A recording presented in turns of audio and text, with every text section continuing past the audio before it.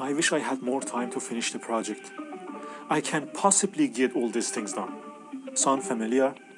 Whether it's at home or at work, we are constantly pushed by an insane amount of things to do, but we don't have the time to do them well enough. And so we get frustrated. Know the feeling? The good news is, it won't take a life overhaul to get more things done. You just have to be a bit more productive and perform at a higher level. That's what this book is about. It shows how to overcome procrastination, and the core message is to eat the frog. In other words, do the most difficult and important task first. And when you complete the hardest task first, you train yourself to stay on the road to success. Let's look at the 3 key lessons from the book that can help us to be more productive and get more things done. Key lesson number 1. Every successful goal starts with a plan. Assume there are so many works to do and you feel overwhelmed. How do you get started when you have to tackle everything? Before you do anything, you have to first define your goals.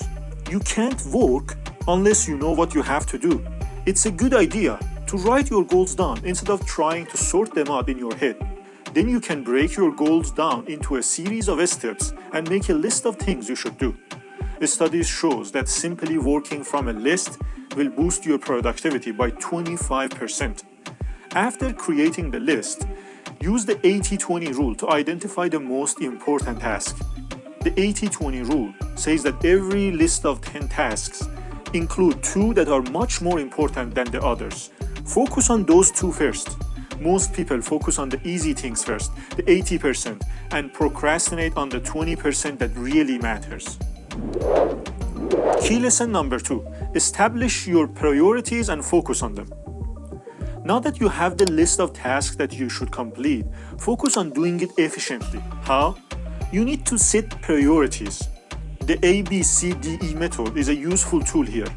In your list, assign each task a letter from A to E. The A items are the highest priority, while the E items can be skipped if you don't have time. Now, the A tasks, which are probably the most challenging ones, are your frogs.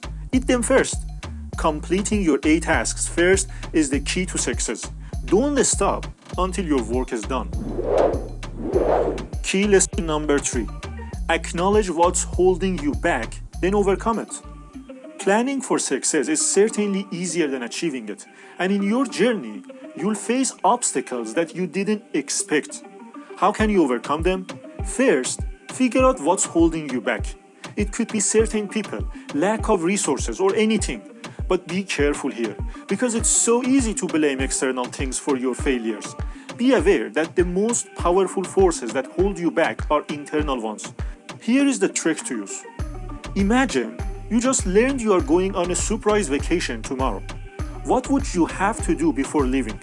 Those are the tasks you should take care of right away.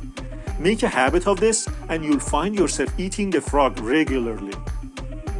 If you follow these lessons, first, writing down your goals, second, setting priorities, and third, completing the most important task first, then you will join the 2% of people who work without needing supervision.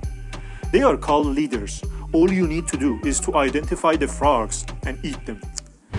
If you enjoyed this summary, you would love other book summaries that we have in this channel. Subscribe and join me in my self-development journey, where I'm planning to make 100 summaries of the best books that I'm reading. The wisdom of the world available in these books can transform your life. Subscribe and tune in. See you in the next video.